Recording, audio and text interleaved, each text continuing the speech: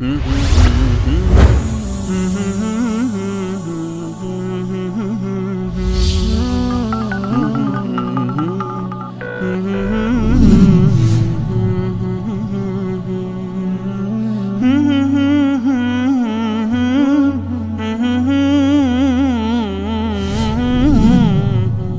سلام علیکم. خسته نباشید. من محمد هستم از ایران، شهرستان گنبد کابل.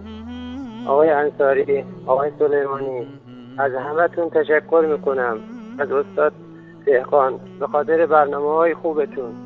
من میخواستم در مورد مذهب اهل تسنن حنفی در شهرستان گنبد کابل توضیحاتی بدم که اینجا مثلا مردم ما، من ترکمن هستم، یه مقداری مثل برادران اهل تشیع به بارگاه و زیارتگاه میرن و مثلا چیز میکنن، اعتقاد مثل شبیه شیعه، هیچ فرقی نداره، این کارا رو میکنن.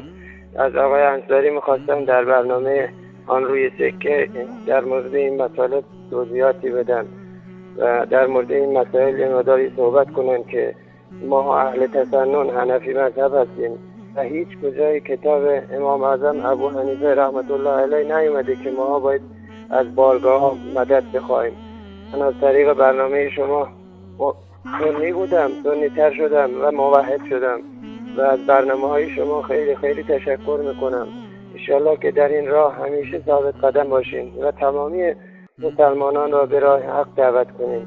به خدا خیلی حرفا تو دلمه، انقدر دوستتون دارم به خاطر این برنامه‌هاتون. فقط میتونم تنها چیزی که بگم، خدا همیشه شما رو در این راه ثابت قدم بداره و در روز اون دنیا شما رو با حضرت محمد و اصحابش مشهور بداره. برای ماها دعا کنین در این کشور که انقدری شرک و بت پرستی به نام اهل بیت هست، همیشه ثابت قدم باشین. خیلی دوستتون دارم آقا انصاری. و از برنامه خوب استاد فضلالله که در چیز قرآن، در آیات قرآن رو یاد میده، خیلی تشکر از برنامه هاتون. خیلی دوستتون دارم. خدا حافظ.